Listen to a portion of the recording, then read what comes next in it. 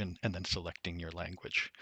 So we're waiting for a few more people to come in, and then we'll get started in 1 minute.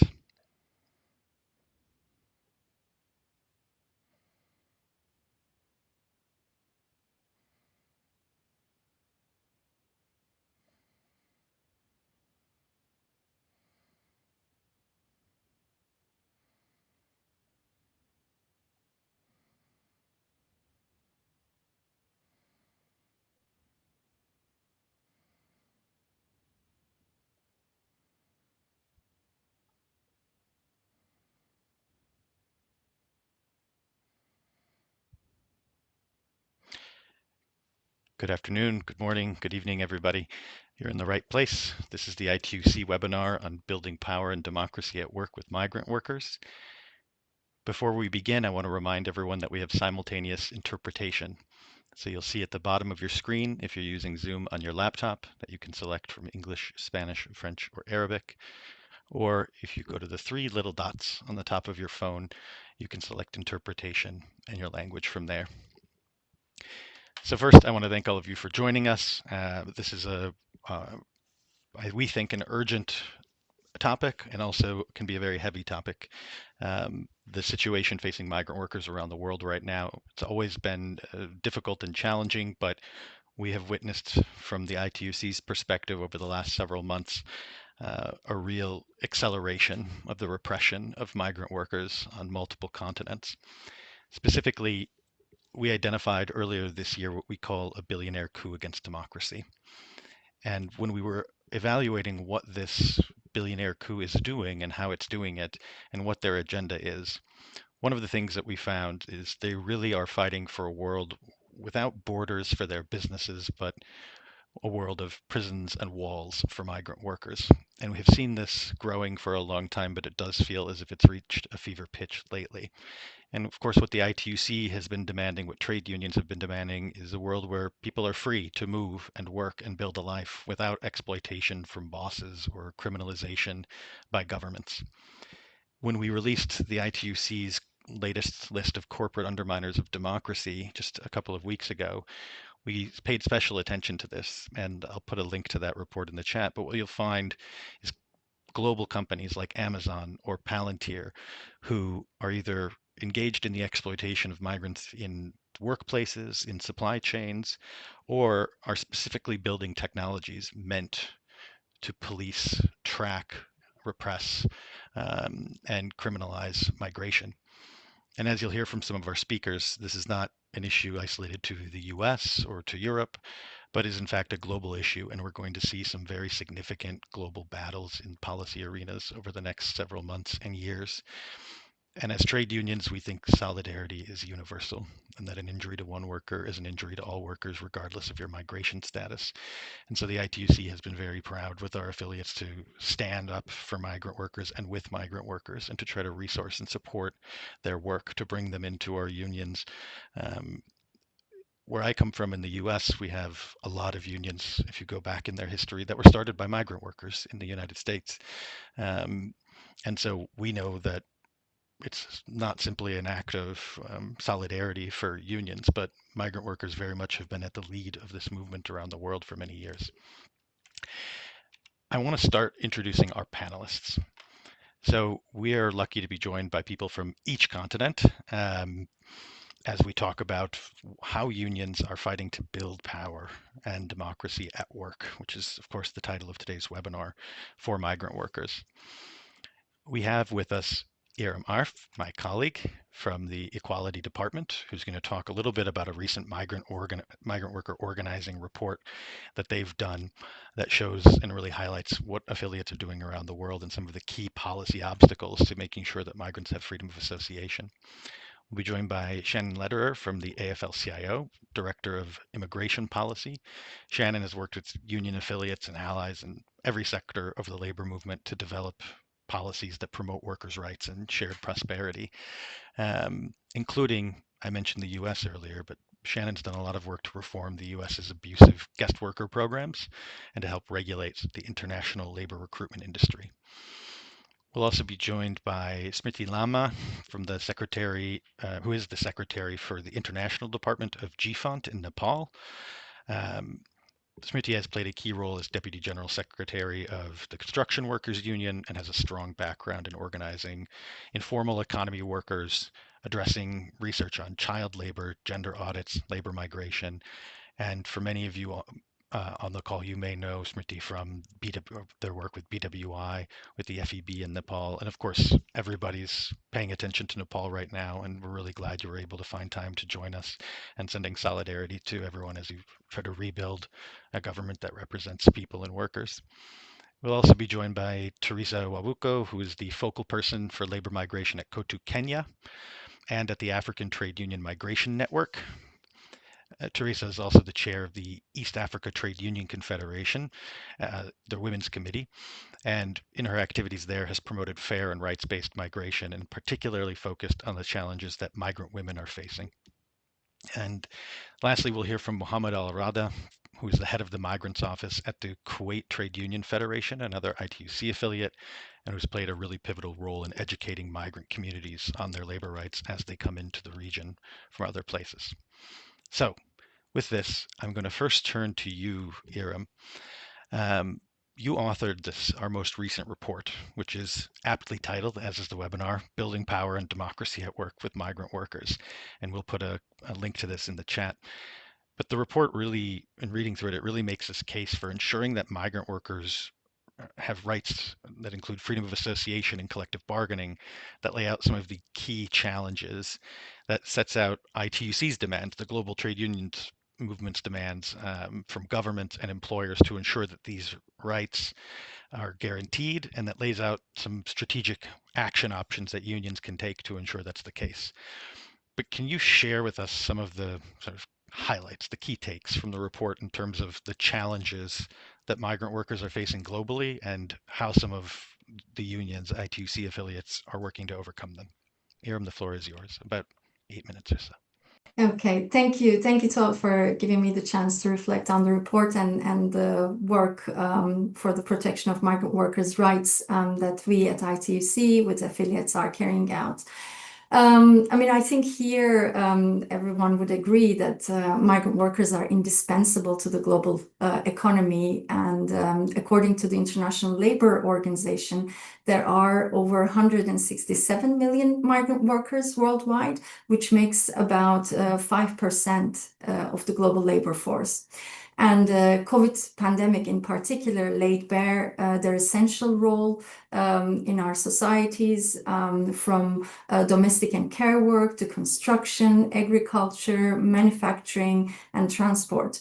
Yet while they sustain these important functions in our societies, their basic rights, and especially the right to freedom of association and collective bargaining, which means their right to join and form trade unions and collectively demand their rights, are unfortunately often denied.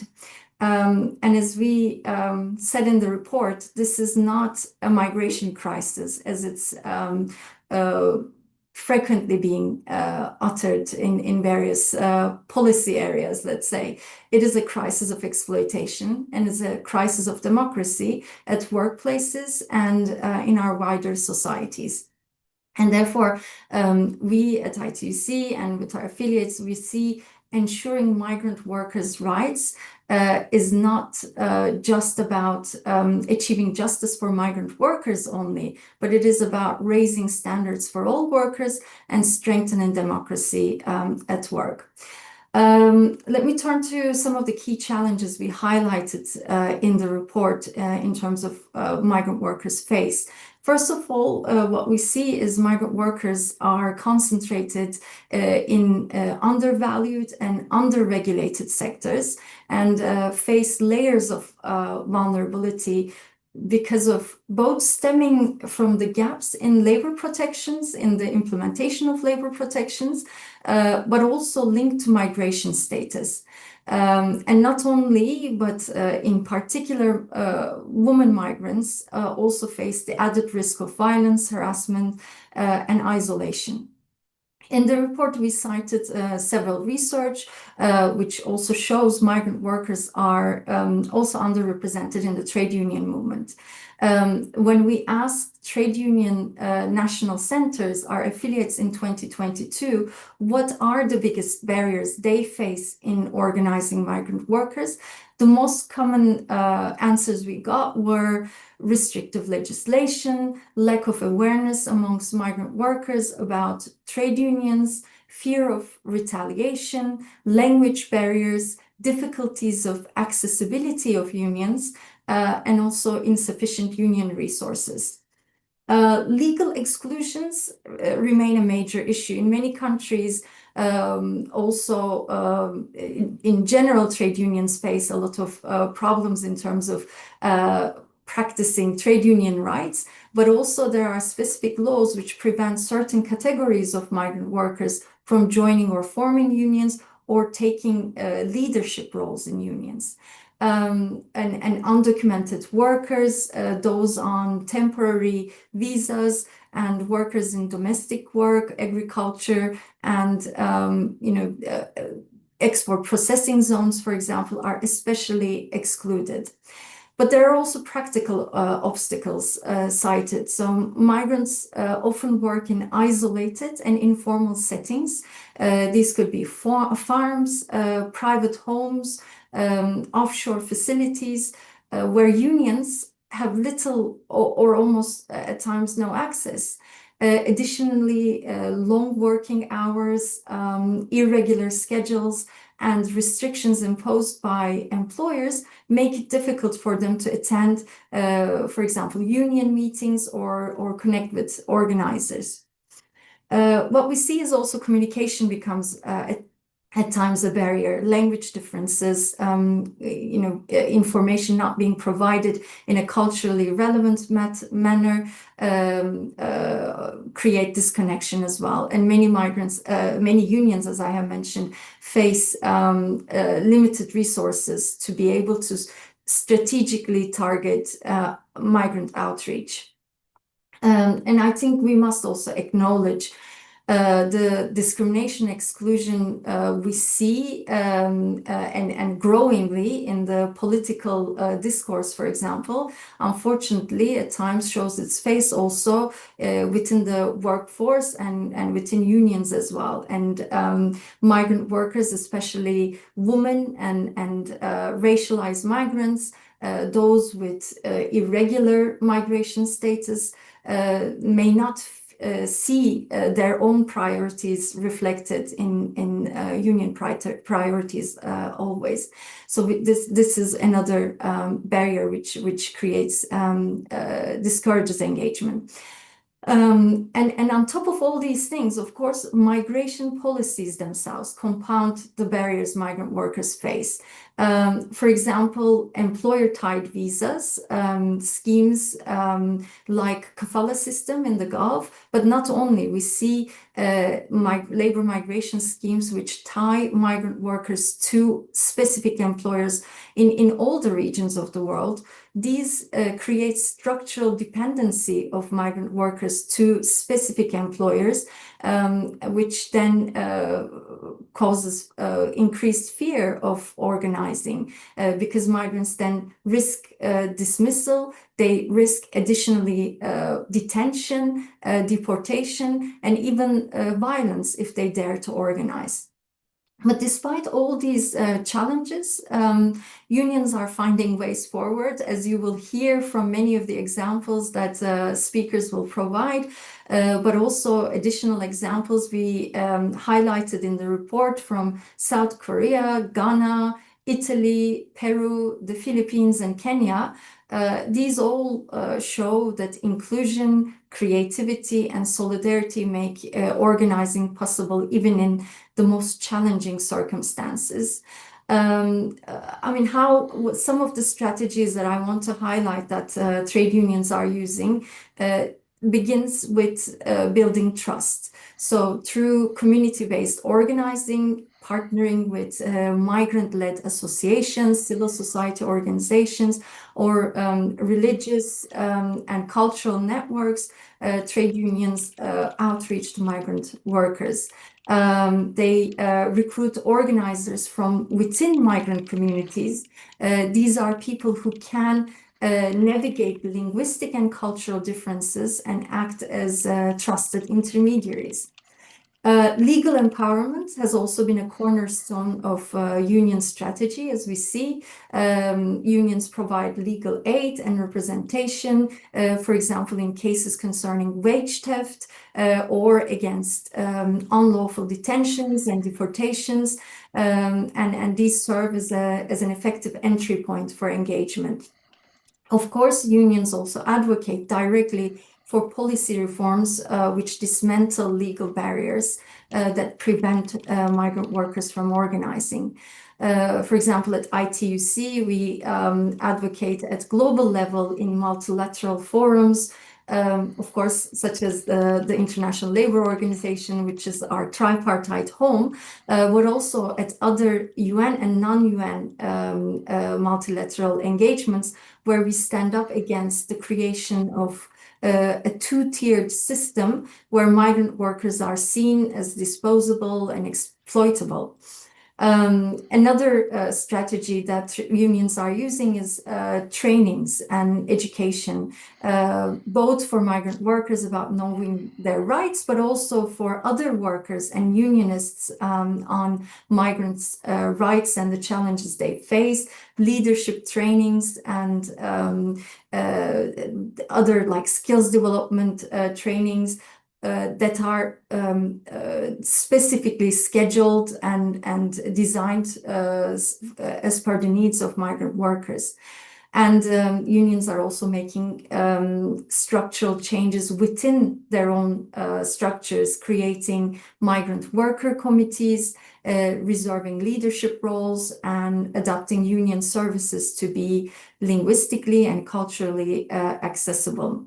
And lastly, I think we see more and more use of digital tools, mobile apps, and social media campaigns to reach out to migrant workers in hard-to-reach sectors, in particular, for example, domestic work and platform economy, where traditional methods may not always be fruitful. And where do we go from here? Of course, there's a lot of work to do for governments, employers, and unions for us as well. We continue, of course, demanding from governments social dialogue when it comes to design and implementation of migration policies so that we can ensure in those policies legal barriers migrant workers face are removed and their right to freedom of association is guaranteed.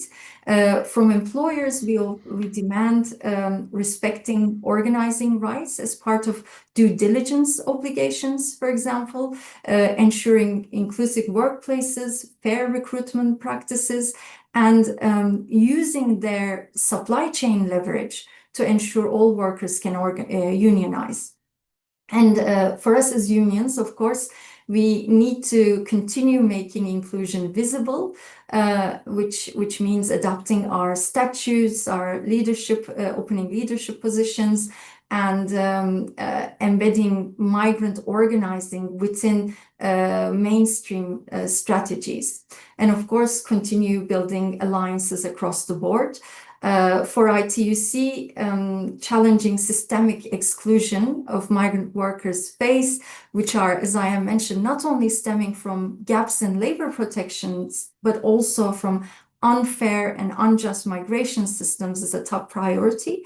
This includes for us campaigning and advocacy, not only at national level, but also at global level within multilateral forums, as I have mentioned, to demand guarantees and replace, for example, employer-tied and temporary labor migration pathways with rights-based pathways that ensure decent work and that all workers can participate in union life and be active agents to demand their own and to protect their own rights.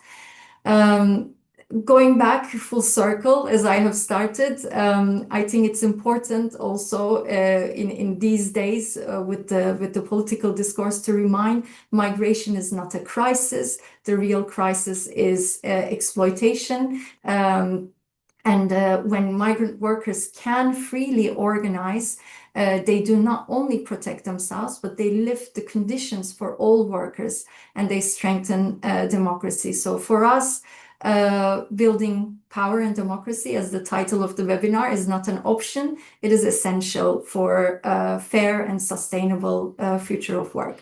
Thank you very much. I look forward to hearing the examples now. Thank you. Thank you very much, Iram. Sorry, my camera's going on and off. That's a lot. That's a lot for people to take in from that report. But one of the things that I think stood out is the focus on what unions are actually trying to do. And Shannon, who I'm gonna ask to join us next, comes from the same country that I come from originally, and every day I live in Belgium now, but every day I hear from people in my old home of Washington, D.C., or where I grew up in Minnesota, witnessing people being taken from the streets, from their homes, by the new administration. I just saw a report yesterday, 1,200 people missing who have been taken into detention by Immigration and Customs Enforcement. Their families can't find them. They're no longer in the database.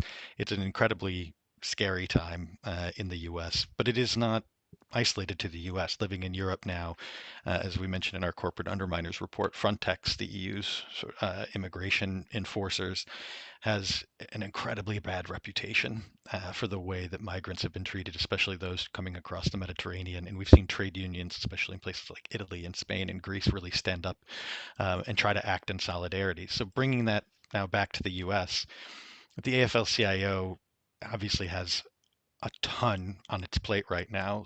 Trump 2.0 is attacking the right to collective bargaining, attacking the rights to organize, undermining labor regulations.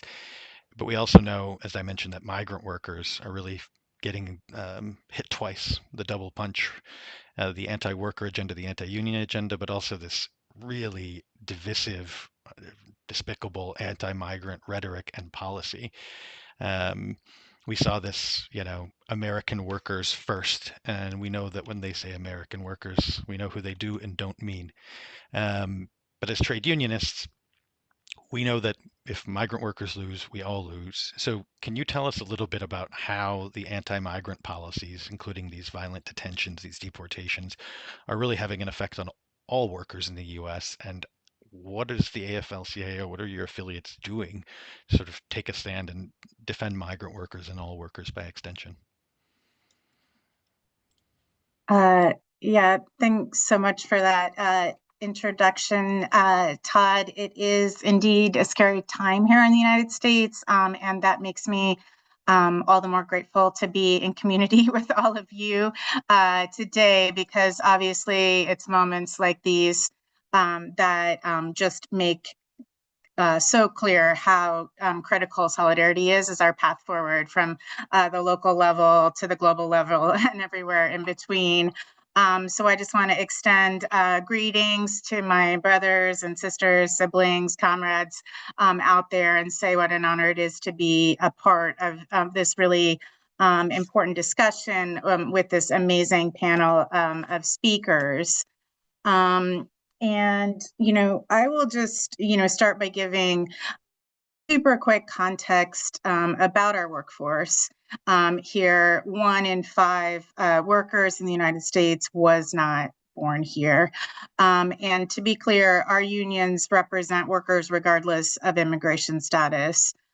So one just like fundamental frame that we enter this conversation with is that attacks on immigrants are attacks on workers and their unions, and they're not separate from those other fights that you referenced, Todd, but they are inherently like core to it and part of what's leading the charge.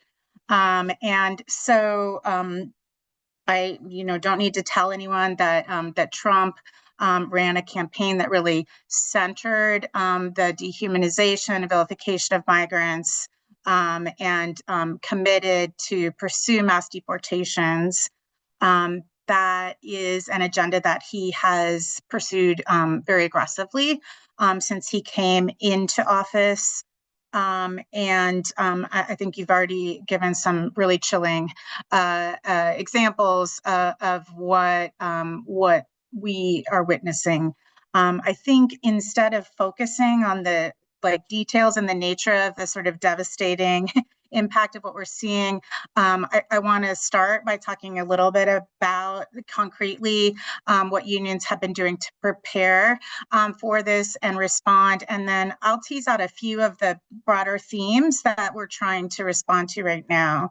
I hope that works for folks. I just don't think we want to let them set the table for what we should be talking about. So, so first, just post-election last fall, the day after, we received a mandate from the AFL-CIO Executive Council, President Schuler, and Secretary Treasurer Redmond to develop a comprehensive fight-back strategy against the mass deportation agenda. And so before Trump came into office, we were working on standing this up. And there's two key components that I'll lift up. The first is to try to ensure that we have structures for rapid response. So at national level, we built a cross-union table with very broad support across all sectors of the economy. And then around the country and cities and states, our labor councils, our local unions were involved in building those tables with allies to ensure readiness to engage in mutual aid and defense. So that was the first thing. And the second thing we did was to develop a toolkit really meant for activists and organizers. We call it our Frontline Solidarity Toolkit.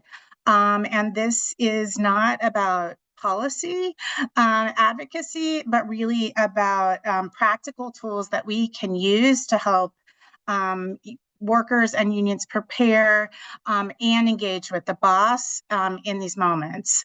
And it's really about support for organizing, collective bargaining, and representation, which we know are roles that are ever more important as the attacks escalate. Part of what we built into that was Know Your Rights materials for workers, including palm cards that focus on our core constitutional rights. We now have those in 28 languages. Based on requests that we have received from different unions and organizers around the country. So, I'm pleased to report that, through these, we've trained thousands around the country using these tools and distributed hundreds of thousands of Know Your Rights cards. And so this is kind of foundational steps for us. It's about equipping our movement for readiness, building alignment on what, our role is and can be amidst all this. So that was sort of how we laid the groundwork. And as I said, and continue to, right, demand for those trainings, those materials increase as the threats escalate. So it wouldn't be possible to cover all of those escalating threats, but I'm going to focus on four themes that we're seeing. The first has been a stripping away of status from more than 2 million people, and including work authorization. This is mainly forms of humanitarian protections that that we had had worked for for years to win and to help people win. And so what we have seen then is this what we're calling mass forced layoffs in the private sector based on immigration policy. And unions have really seen this immediate and devastating impact. If you're on a shop floor and suddenly, 200 of your coworkers are no longer eligible to work, then that has a terrible impact on the overall, on the entire workforce. And so they've really been trying to lift up, our unions have really been trying to lift up the harm of ripping people out of the formal economy in this way. Also to negotiate with employers on how they can ensure folks hopefully maybe could get their jobs back if their status is restored, trying to ensure that they have access to legal services, and being a part of the challenge of the legality of these things in the courts. So that's one theme that we're seeing. The other, which you already alluded to, is the disappearances of thousands of people in our country, from our communities, from our streets, and many of the high-profile cases of this that we've seen have been for union members. And so we have seen many like prominent cases of unions stepping up, and by the way, many of those seemingly in retaliation for exercising freedom of speech, for daring to write an op-ed, or engage in some sort of activity now disfavored by this administration. So we've really seen unions lean into this, fight for their members publicly in these instances, advocate for their release, raise funds for their families. And part of the frame here is about demanding due process for all, and understanding that if we let some groups be denied due process, then that's a slippery slope and it will spread. So there's many prominent cases. Happy to lift some of them up if that would be useful. Third trend I want to talk about is the militarization of our cities. This is something that started in Los Angeles, has moved to DC. Chicago will undoubtedly come to more places, I sometimes need to go through a checkpoint to get to the AFL-CIO headquarters now in DC. Incredibly jarring shift in what we're seeing in terms of massive militarized presence on our streets. And so the unions really this is a moment to activate these rapid response networks that we're part of, to be really engaged with our local community partners and allies to push back. Mobilization has been key to this, but also training, ensuring that people are mitigating risk by knowing their rights, engaging in peacekeeping training. And I think, we're really also trying to emphasize that exercising our rights right now is key to maintaining them, as they test the boundaries of how far they can erode our constitutional protections. And I guess the fourth trend that I want to lift up that's related is workplace raids, explicitly going into our workplaces and coming out with workers in handcuffs and arresting them. I will say that in the big billionaire budget, which just recently passed, what we now have is 80 times more spent by our federal government on immigration enforcement than on labor standards enforcement. We now spend more on immigration enforcement than all but a handful of countries around the world spend on their militaries. So I think the result that our unions are bracing for is the fact that we aren't going to see health and safety inspectors in our workplaces. What we're going to see is more and more of these military style raids. And so there, we've been bracing for this. There was a very high profile raid a few weeks ago at giant Hyundai facility in the South, in Georgia. And notably there, about 500 workers were arrested, and about 300 of them were Korean nationals. And so in addition to the, traditional solidarity efforts that we've been engaging in with, public outcry, support for workers raising funds. What we saw there that I wanted to flag here was a real moment of how do we work together with Korean labor movement to be sharing our demands and our expectations. There was a powerful statement put out by the U.S. Auto Workers Union with the Korean Metal Workers Union. We had AFL-CIO engaged at KCTU, and I think that it really highlights for me that cross-border engagement is something that we can and should talk more about, and ITUC could be a good platform for, because obviously with the speech that we saw at the UN this week and other trends that we know, the US government is going to be aggressively trying to push many other governments around the world to comply with this agenda, to align with it.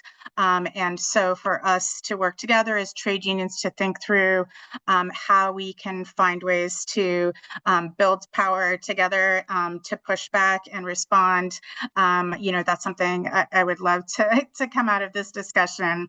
And I guess just the one thing that I would say, when we did our kickoff training for our Frontline Solidarity campaign, it was a heavy moment, and an organizer from the Painters Union stood up and he said something to me that I repeat to myself a lot now, which is that when injustices are overflowing, opportunities to organize are overflowing. So I think that is a way to end here. This is, I think, if we can rise to this challenge, there is a possibility that we could emerge stronger. But I think we, are really going to need to all come together to see how we make that happen. Wow. Thank you, Shannon, and thank you for sharing that from IUPAT. We used to say that a bad boss is the best organizer, which is a different version of that. When you have somebody who's most unjust, will get workers see very clearly who's on whose side and who they have more in common with. Now, I want to take this moment before we go to our next two panelists to remind participants, viewers, that you can enter questions either into the chat or into the Q&A function on your screen. We already have one in there, so we'll come back to it, but we're hoping at the end of this, we'll have plenty of time to have your questions. And I think, as Shannon said, we want something to come out of this, not just a report back on what's happening, but with IREM's report framing, the ITUC's report framing this, and with these interventions, then having a bit of a discussion with all of you as to what can we do together, because we need to mount a global effort to support the work that you're going to hear more about now at national level. So next, I want to move from the Western Hemisphere over to Africa, to Kenya specifically, and talk to Teresa. In Kenya, the KOTU Kenya, which is a central organization of trade unions of Kenya, regularly carries out activities that include both international migrants working in the country and Kenyan migrant workers who go abroad to work and come home. So in the country, from what I understand, there's more than 1 million international migrants. There's also the significant diaspora of something like 4 million that go outside of the country, including many working in the Gulf region, the Gulf Arab states, which have very precarious conditions for migrant workers. There was a big initiative in, I think, 2023 from KOTU to start the Migrant Resource Center, and it works as this hub for Kenyans working abroad. Teresa, can you tell us a bit about what services are provided through that MRC and how it's helping bring migrant workers closer to unions in Kenya and abroad? The floor is yours, Teresa. Thank you so much, Todd. First and foremost, I want to pass solidarity greetings to everyone who has joined this meeting, and also thank ITUC for organizing this very important workshop. And we've just had very important and useful information from my sister Shannon from FEL-CIO. So basically in Africa, particularly here in Kenya, the Central Organization of Trade Unions, which is the umbrella body for trade unions in Kenya, due to the need to have a migrant resource center. Indeed, it is very true. We established a migrant resource center in year 2023.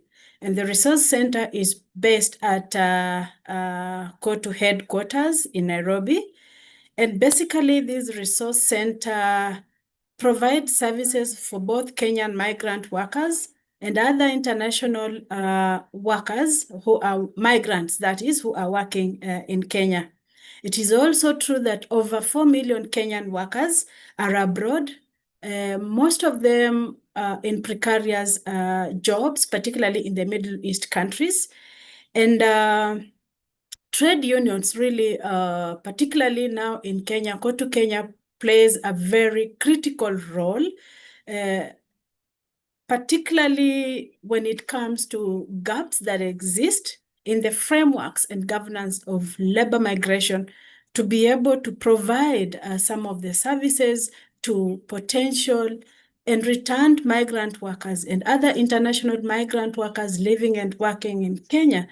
And indeed, this, I'm sure, is similar to the roles of trade unions in various countries across the globe, both at national level and cross-border. I'll quickly just go to the key services provided by the Migrant Resource Center at KOTU Kenya. And the first one, which really informed the formation of this Migrant Resource Center, is the information and awareness raising. Very often, migrant workers are not able to get timely information and accurate information pertaining to labor migration. This gap has resulted to many migrant workers being exploited, particularly in payment of recruitment fees and related costs to recruitment. And so far, we have seen so many Kenyans paying large sums of either direct recruitment costs for employment or other costs that are related to migration. So basically, the Migrant Resource Center does educate prospective migrant workers on their labor rights. We understand that when migrant workers cross borders, then they are not able to enjoy some of the freedoms they have at home. And that being put into consideration, it is very important that migrant workers are aware of their national laws around labor issues in countries of origin and also are able to understand the national laws around labor issues in countries of destination. So another area where we create awareness for workers is their contractual obligations. A worker has to right to sign a contract before leaving Kenya to any country of destination. The contract should have a clear address to where they're going to work, the nature of work they're going to do, the salary. Sorry to interrupt you, Teresa. We're hearing Arabic in the English channel. Can you hear me? Yes, please continue. Okay, thank you. So I was mentioning that some of the awareness creation we do for migrant workers, particularly potential migrant workers, is areas around their contractual obligations. Workers are made aware that they have to sign contracts before leaving Kenya. The contracts clearly spell the nature of work they are going to perform, the salary they are going to earn, and particularly for example, migrant domestic workers, whether they will be living, that is living with the employer, or whether they will have other accommodation arrangements.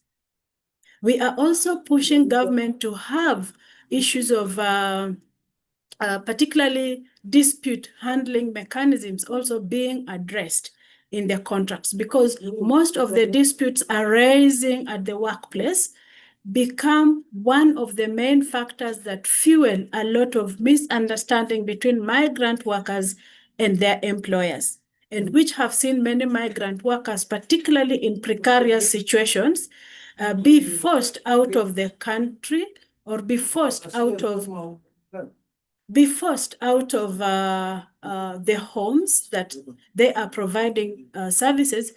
And we see, like, for example, domestic workers thrown out of the homes and on the streets. So this is really a big challenge. And we saw the need to have the resource center at Kotu and be able to provide some of this information to the migrant workers. Another support towards migrant workers is legal aid, particularly for the returned migrant workers. Most of the time when workers return home and they are unable to get services, or they're unable to get attention from some of the government offices, they come to the trade union. And therefore, we are either directly involved or indirectly involved, but linking with other trade unions in countries of destination to be able to enable migrant workers get justice towards the various legal issues that they are having. Whether they are disputes, we have seen FENASOL, one of our counterpart trade union in Lebanon, very aggressively supporting Kenyan migrant workers in Lebanon, particularly going to court to be able to have legal assistance with a lot of support from the Secretary General, Brother Castro Abdallah, and also Sister Farah Abdallah, who take on seriously legal matters for Kenyan migrant workers, particularly domestic workers, and assist also when it comes to interpretation during court hearings. In the past, most of the Kenyan migrant workers would wait longer. For example, in Lebanon, if they had to have their cases heard in court, they would have to wait until the governments are able to allocate an interpreter for the migrant worker because of language barrier. Kenya speaks English, and most of the countries in the GCC speak Arabic. So we have seen, again, FENASOL coming in strongly to be able to offer translation services for migrant workers. And this really stamps the mandates and the space and the scope trade unions can be able to take, particularly in both countries of origin and destination, to be able to support migrant workers. Another support provided by the Migrant Resource Center is the psychosocial support and counseling. Migrant workers who return home from various countries of destination, particularly those ones who return in distress, have a lot of challenges, mental challenges, family challenges, and even integrating back in the family is a challenge. In situations whereby a migrant worker had to pay exorbitant fees in the recruitment process, when they travel abroad, they are not able to make enough money to be able to pay back the loans they took at home. Becomes challenging when the contractual period is over or when they are deported back to Kenya. It becomes a challenge for them to join the family since they feel again indebted by the very family that either had to sell a piece of land to enable, to facilitate their travel abroad for purposes of employment. So from time to time, we have to engage members of families of migrant workers to be able to see how best these migrant workers can be reintegrated back to the families, back to the communities, and also those ones who have come back and are not willing to go back to the countries of destination. What is it that we can do as Workers' Federation to be able to support them? So with the support of ILO, we were able to at least do reintegration to 660 returned migrant workers to build their capacity on entrepreneurship and financial literacy. And this has supported some of the returned migrant workers, who most of them were women, be able to settle back at home and start small businesses that they can be able to earn livelihoods. Some of them, we linked them through the Federation of Employers Organizations, to be able to link as small entrepreneurs, the linkage in more advanced entrepreneurs within the spaces of their choices, so that they can be assisted to also find a market to even sell their products. Example of such workers who are integrated through the traditional systems of handcraft, and also being able to weave baskets, head caps, then they're able to find space in the labor market to sell their products either directly or indirectly to the supermarkets or bigger stores within Kenya. Networking has been one of the support this center offers also to migrant workers.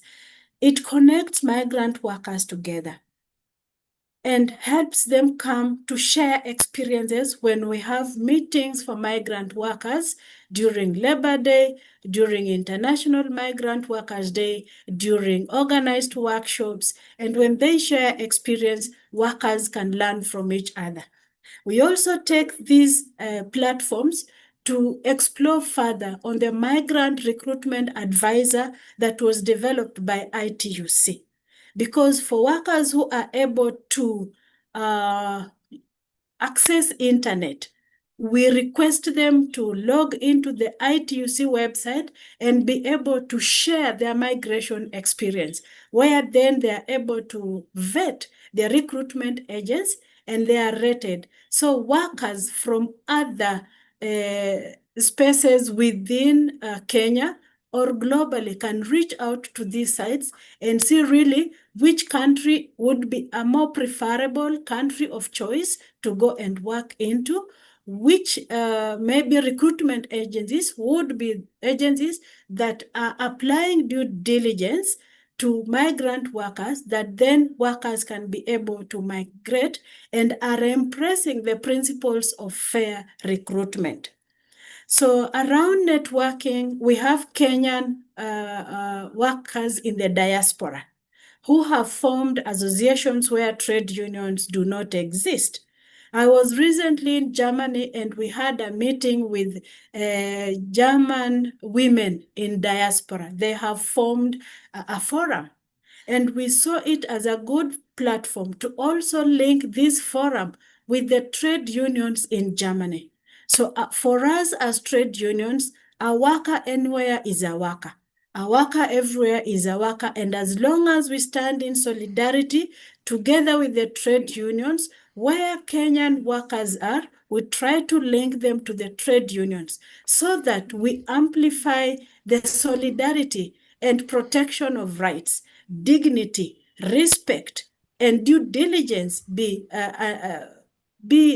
observed for migrant workers. And particularly when we are here in Kenya, we may not really be able to understand what happens in the countries of destination. We have our brothers and sisters there. They are the trade unions who we partner together. I have mentioned partnership with FENASOL. We also have partnership with Kuwait, and we are pushing forth to see if we can continue engaging into further partnerships that can help trade union solidarity build a stronger voice for migrant workers. One of the key things of this engagement is also increasing union density as we move workers from Kenya closer to the trade unions. One of the key things we take note is unionizing these workers into the trade unions, ensuring that their protections are upheld, ensuring that there is equal pay for work of equal value, and that workers continue to have a voice even if they are far away from home, and that trade unions continue being more stronger, built both by the voices of national workers and voices of migrant workers, coming together as workers, as one, to stand and support each other, and to see that advocacy is appropriately, adequately done and to put governments at task, particularly on issues of tripartism and social dialogue. I mention this because recently, as Kenya got into a bilateral agreement with Germany, trade unions were left behind, which is always a practice. When they have these engagements, we have government talking to each other. And with a lot of diplomacy, most of the time, workers' representatives are not at table. And as long as workers' representatives are not at table, are not part of the conversation, then whose interests are our governments putting forth? Whose interests are they negotiating for? When the very people who sweat, the workers, their representatives are not at table. And indeed, this solidarity is very important, and it has been a responsibility of KOTU's Resource Center to look around issues of migration within the trade union space in Kenya. Mm-hmm. Of course, here at home, we are very forceful in engaging into labor governance frameworks. We have contributed to the labor migration policy. We are currently into discussions around Kenya Migrant Welfare Fund.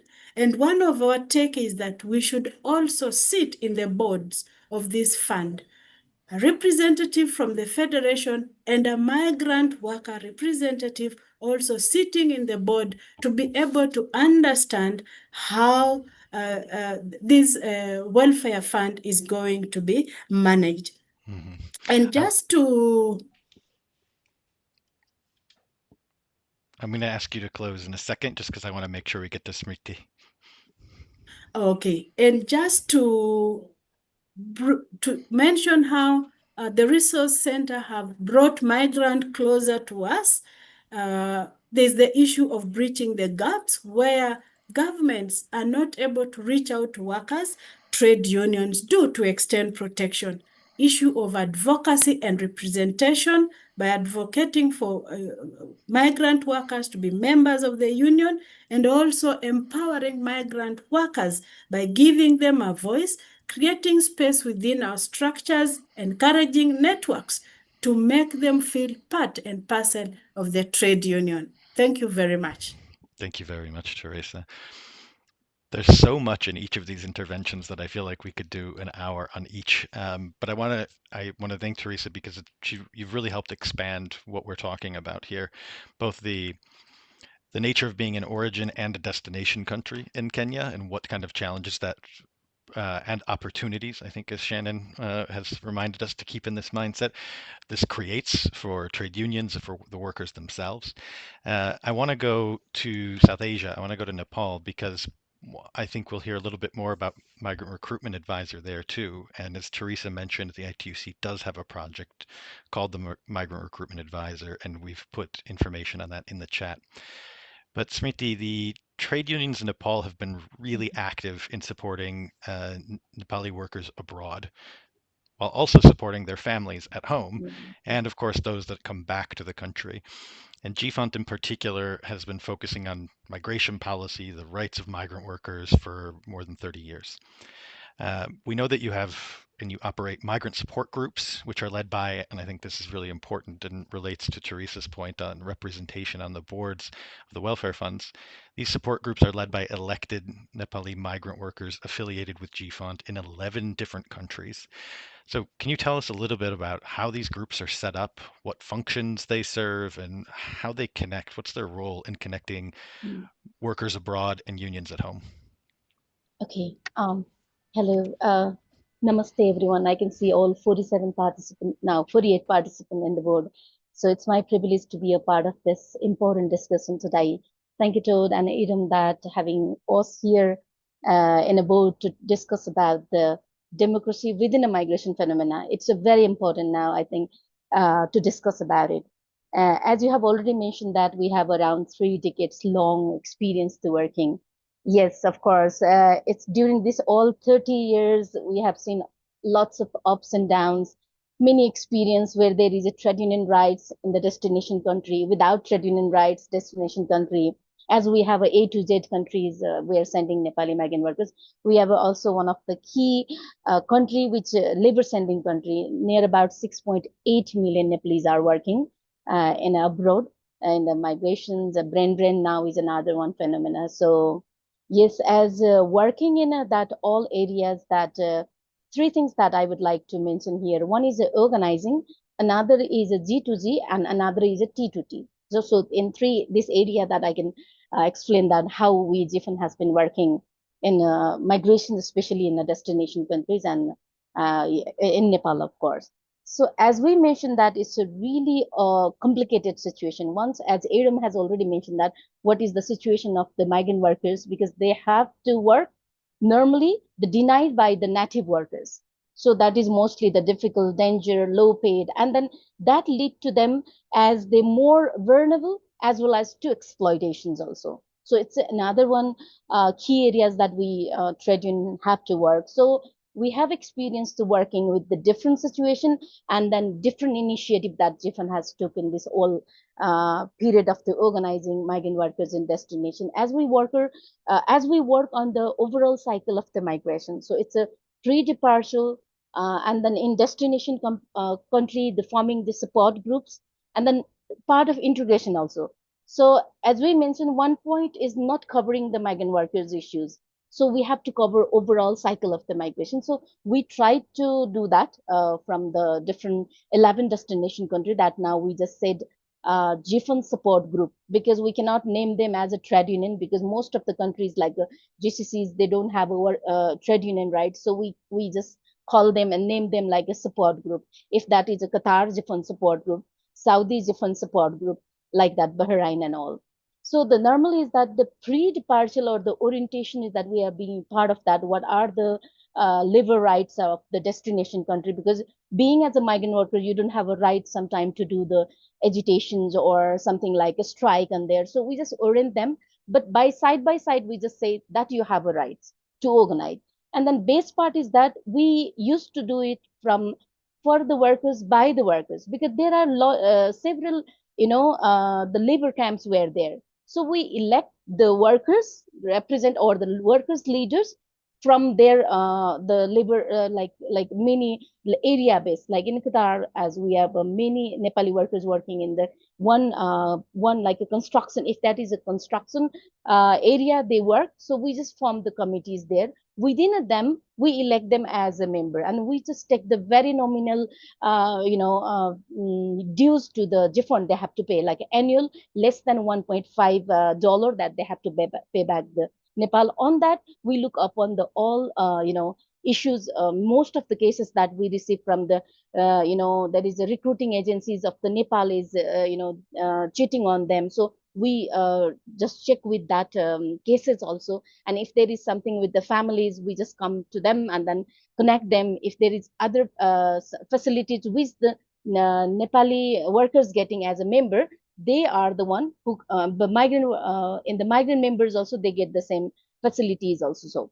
So we just organize in that label. So once they are back, we have a migrant dex. So on that dex, they can be a part of that, as we have 23 different sectoral unions. So they can connect with those unions and they can understand the phenomena, because normally 2 years or the 3 years they have they one time they have to go for the 2 years migration or the 3 years migration.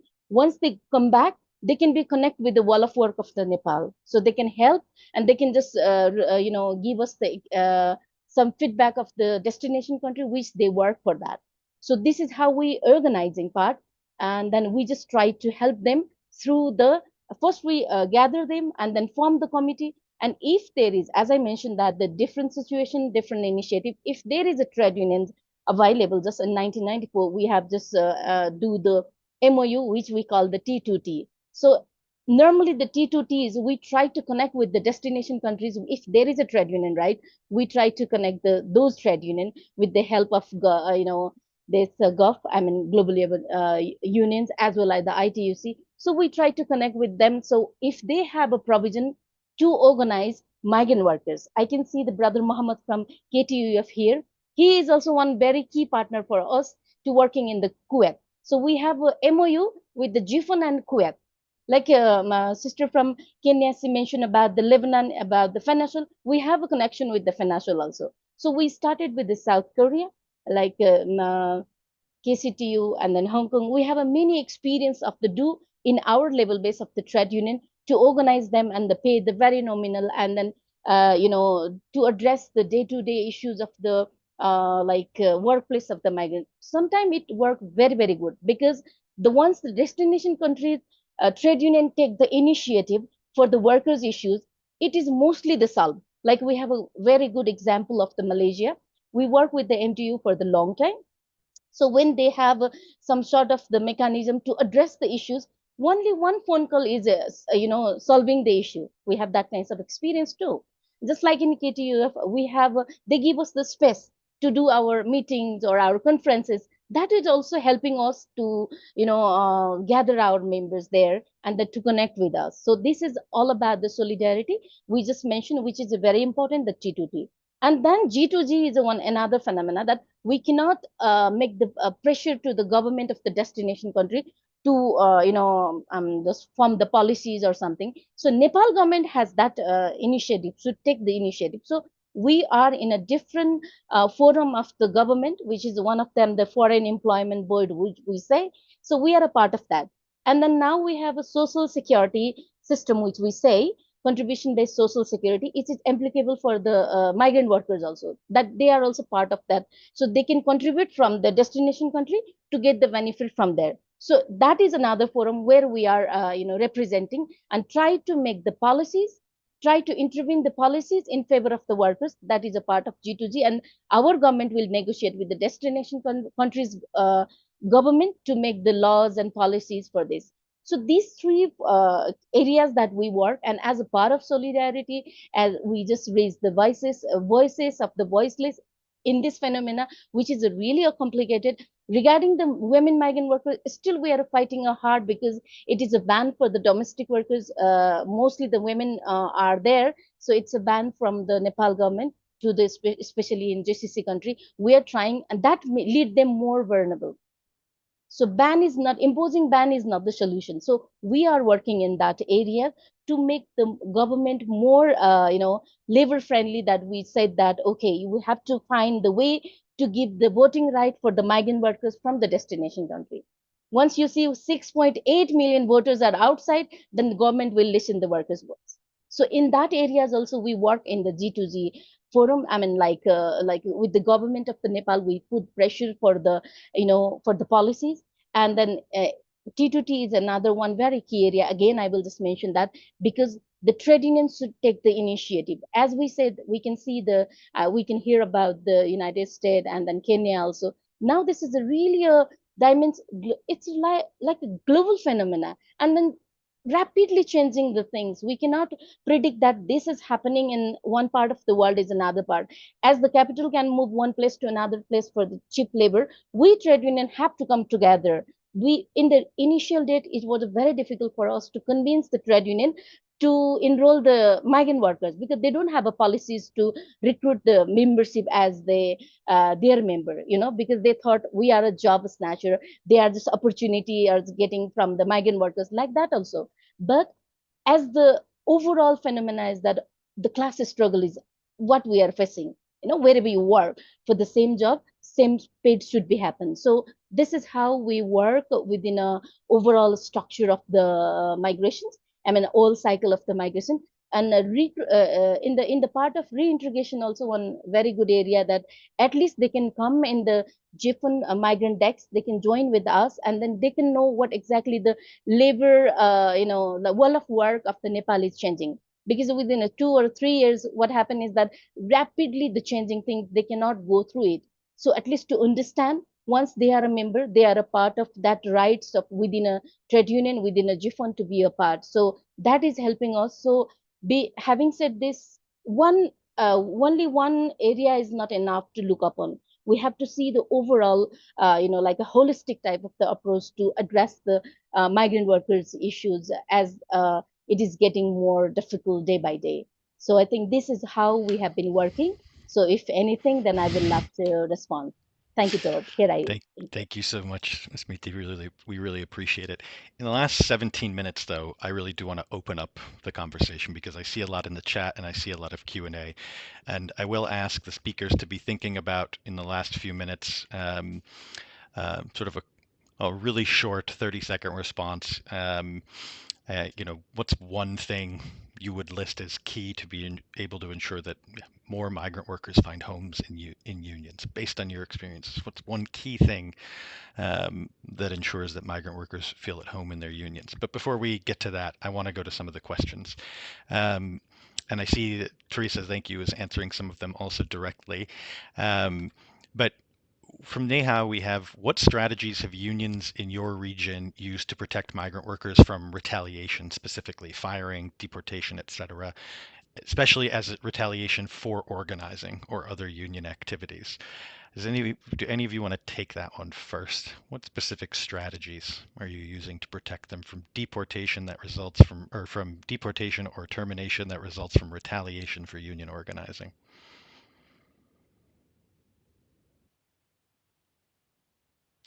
Iram, do you want to tell us a bit about what you've seen? Oh, I have Teresa here. Iram and then Teresa.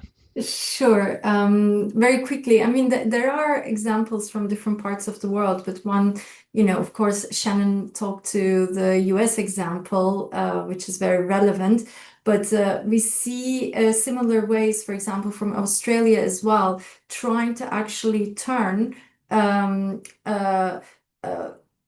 create protections directly against retaliation. So when violations against migrant workers' rights take place, rather than reporting those to leading to retaliation, the government systems putting in place protections for people raising their voice. Again, in the US, there are similar examples, but in Australia, we know trade unions have fought for also having such protections that increase migrant workers' access to justice, enable them to complain without fear. That makes them able to speak out and come together with other workers, including migrants and non-migrants, and organize. This is one of the ways that we are seeing. But of course, this is a challenge when the government is not on your side as well, and not willing to protect workers' rights. And then again, they're just bringing numbers together, uniting together and standing in solidarity rather than lodging complaints one by one, but as a group. We see is some of the tactics trade unions and migrant workers use. Thanks, Iram. Teresa, I saw your hand up. Do you want to jump in? Yes, just like Iram has mentioned, I think it varies from region to region and country to country, and it all begins with our national laws. I'll give the example of Kenya, where our national laws allow any worker to join a trade union. And we trade unions took advantage of this particular clause within our national laws to also continue amplifying and advocating, particularly on attitudes towards migrant workers. We have to inform our fellow nationals that we also have Kenyans who work in other countries of destination. So how they treat other nationals here in Kenya may reflect to how Kenyan nationals can be treated out there, and that workers are workers who are human beings and not commodities. If our goods can move freely across borders and they are safe, why should human beings also not be safe? So attitude change is very key. And one area trade unions in Kenya are really advocating for, and inclusion. When we have activities and we as the trade union embrace to have migrant workers alongside, if it is on Labor Day or other international days, we are already trying to allow Kenyan nationals who are members of the union to embrace inclusivity of all other workers within the globe, and looking at also some of the advanced skills that they also bring in Kenya.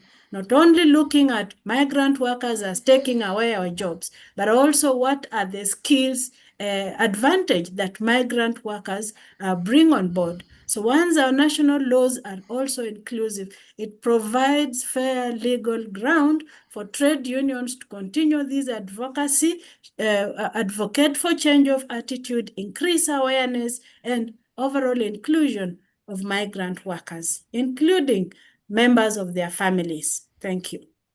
Thank you, Teresa. Smriti, I see your hand Yeah, as well. very shortly that I agree with the sister from Kenya. Yes, we also try to resolve from the case of Nepal that like the social security system, we just make the law that it include all migrant workers who works within the Nepal also. So this is the message that how we can protect their rights and work.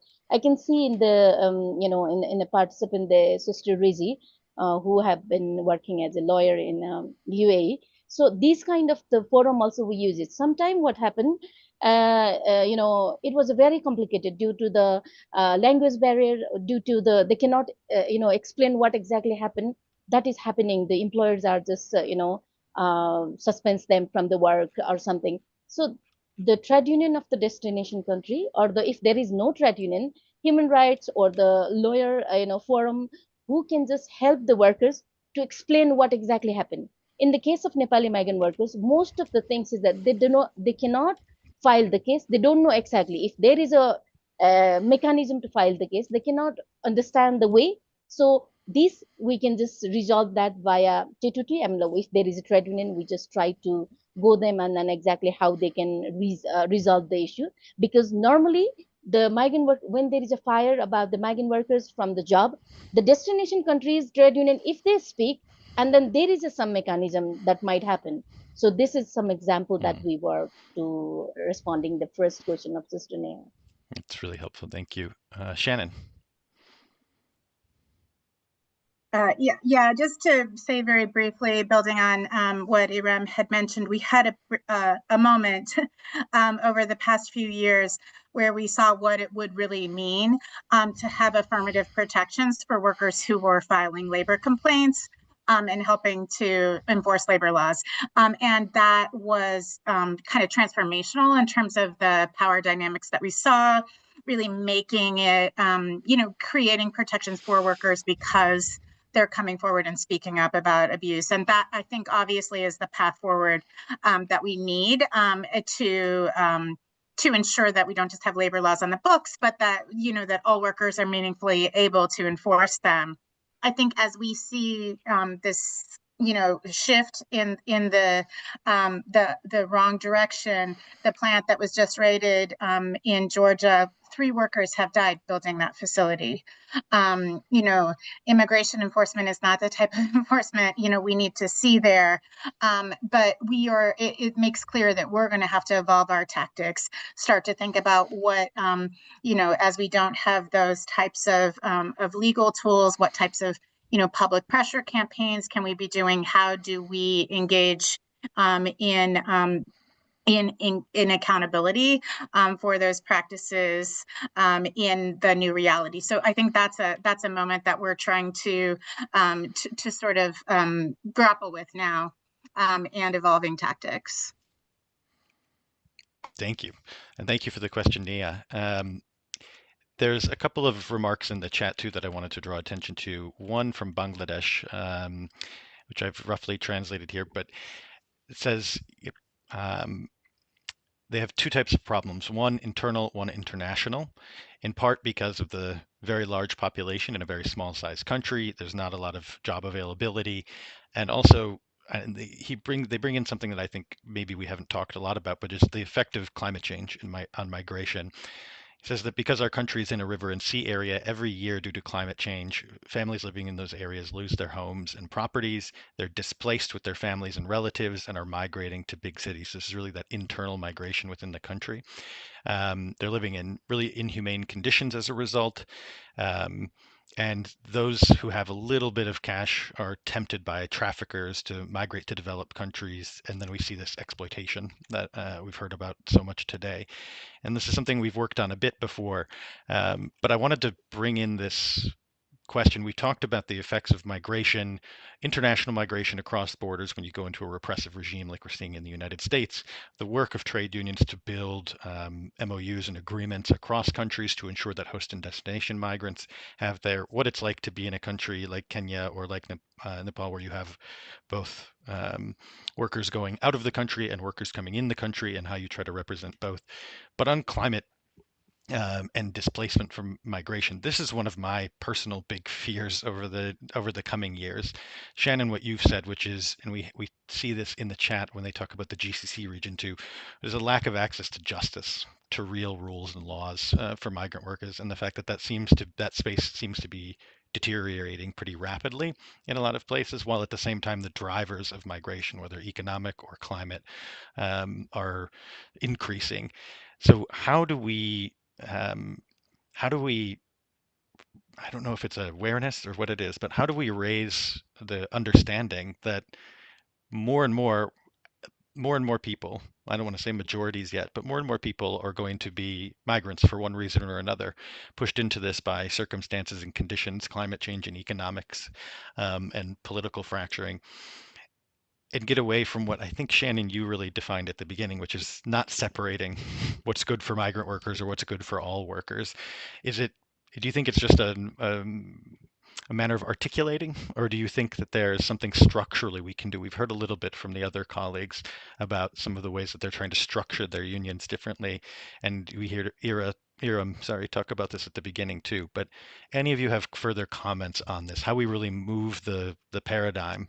So when we're talking, we're not talking about migrant workers here and just the need for solidarity, but rather the fact that unions are organizations of migrant workers, will increasingly be organizations of migrant workers and non-migrant workers, but where this is essentially one unified struggle. And maybe this gets to the final question, which is that one thing. From your experience, what's that one thing that we can do to make sure that migrant workers find their home, their vehicle for struggle in the trade unions? I think I'll go from the reverse order that we came into. Smriti, maybe I'll have you weigh in on those final questions, and then we'll go to Teresa, Shannon, and end with Iram. And I also want to say, Smriti, before I hand to you, with apologies to everyone, our brother Muhammad from Kuwait, who has been complimented many times here, spent the last hour and a half trying to log into Zoom and just could not get it to work. I think he's across a border where Zoom is not functioning. So he did send along his presentation, which is in both Arabic and English, and you can see it in the chat. Smriti, over to you. Yeah, thank you, Zorn. Yes, the climate migration is getting really, very vulnerable. It's a cross-cutting issues. Like a country like South Asian, lots of us are having that issues. And then the big factor that we are facing as we are sending, labor in the GCC. So the heat stress, those working in the construction is really hard. In the name of the natural death, we are receiving bodies in coffin. It's getting higher. Once you do more work in a construction outside, it is getting more harsher. That we think, as I mentioned, that is a cross-cutting issue. So it should address in the national and international level how we can just protect the workers from the climate issue or the climate change impact from the country of origin to the destination. So we have to think in that level. At least we can just manage something for the protection part, like migrant workers' rights. Just as we are just, this is a question from the comrade or sister brother from the Bangladesh, that we are just thinking in that level. Those who hire the South Asian belt of the migrant workers as a labor sending country, we should have an equal part of the things. What I want to say is that, okay, if the workers hiring process is cheaper from the Nepal to the Bangladesh, they will hire from the Bangladesh. At least we can just make within a South Asian belt that, okay, wherever you hire, whichever country you want to take the migrant workers, we will be equal responsibility, equal rights, or the equal pay. If we just make that the kinds of mechanism, we can just protect the workers. And then other level, that the part of the climate change is really another big phenomena that we workers have to work on. That being as a bottom of the bottom, we are the one who gonna victim a lot. That's why also we should have a global level of the understanding on that, which the IDUC can lead us, that how we can just focus in this issue of the area, how we can address being as a trade union. So that is one part. That's it. So the last question is that the unions should be visible. And as I mentioned that there are many trade union, I mean, like a country where there is no trade union, right? KTUF, like a Kuwait, we have a trade union, so we just do it. But we have experienced a lot of the places where there is no trade union, like Qatar. Qatar was one of the key areas that we worked for the more than 1 decade for the World Cup, and then we received the alternative World Cup also. It means union work should be visible in the name of support group or something. You are the part of within them, then they can feel, they can trust to come to you, once they can come to share with you, you solve the 1 or 2 3. You don't have to make a bigger like announcement to come and be a member. The mouth to mouth will just come, and they're ready to pay the very tiny amount of the dues also. The things that we see, I mean, like so many experience that it has been seen that they make the member, but they don't take the dues. We said once you're a union member, that is your rights to do the very nominal dues you have to pay. And they feel the very ownership. Okay, they feel I'm paying dues, so I am a part of this union. So during the COVID also, during the earthquake, anytime, we never say okay, we uplift the union dues, nothing like that. That is your responsibility to build your trade union is stronger. So that makes them connected, that we feel during so they do it, and then we feel much closer with them to address the issues. If there is no trade union, we have another alternative for the embassies where we can just address the issues. If you address 1 2 issues, you can be a part of the workers with the trade union. So this is what I would like to say in a one-line conclusion of the second question. Thank you, Smriti. I'm going to go with a request for 1 minute and a request for our interpreters to hold with us for 3 more minutes total. Teresa, 1 minute, and then Shannon and Ira. Thank you so much. As trade unions, we need to organize migrant workers to be part of the trade unions. We also need to give timely, accurate information. For example, in Kenya, I've seen workers using tourist visa to go source for employment. So if they have accurate information, then such gaps can fail to exist. Engagement with workers in the diaspora, increased collaboration and networking with trade unions, both in countries of destination and countries of origin, and ITUC to continue with such webinars that bring us together globally to share information, network, and from here we can continue engaging on one-on-one to understand better within our regions how we can amplify the voices of migrant workers. Thank you. Thank you, Teresa. Shannon. Yeah, thanks. I think it's important for us to have a counter vision that we share to the that's being put out there by politicians. We have a pro-worker climate migration framework. We've worked closely. I know ITUC has these things.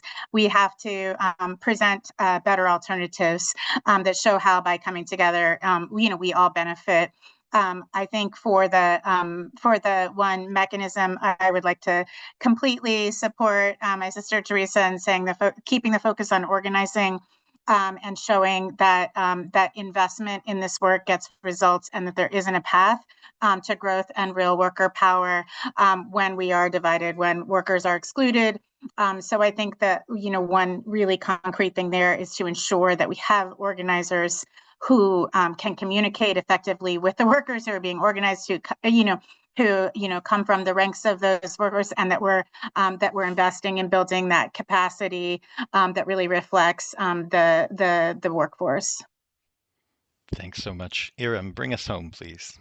I cannot more agree with the need for continued organizing, starting from the changing the narrative from, keep saying workers are worker, regardless of their status, regardless of which sector they work in, regardless of being in the informal economy, platform economy, wherever they are, including migrant or not. Worker is a worker, and they need to have a home in the union movement. And how that is done will differ from places to places. Examples we're giving from structural changes within unions, but somehow leading to ensure migrant workers find a voice and representation and power within the decision-making systems within unions. To that, maybe to add, because migration is a transnational issue, it crosses borders. It is even more important to recognize here that we need to work together and confront the structural barriers that exist within the migration systems themselves. Those systems, the governance of migration itself, is putting barriers in front of migrant workers, and that we need to do at national and global level, confronting in all the multilateral fora as well the barriers, and demanding fair and rights-based migration systems that do not continue to reproduce these inequalities. Thank you.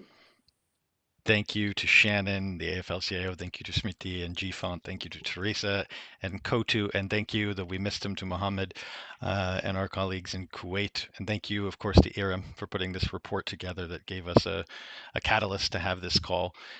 Thanks to everyone for joining us. We'll be in touch with another webinar soon as we continue to fight for democracy at work, in societies, and in global institutions for all workers, including migrant workers. We'll see you soon. Yeah. Thank you. Thank you, everyone. See you. Stay safe. Thank you so much. Bye. Thank you.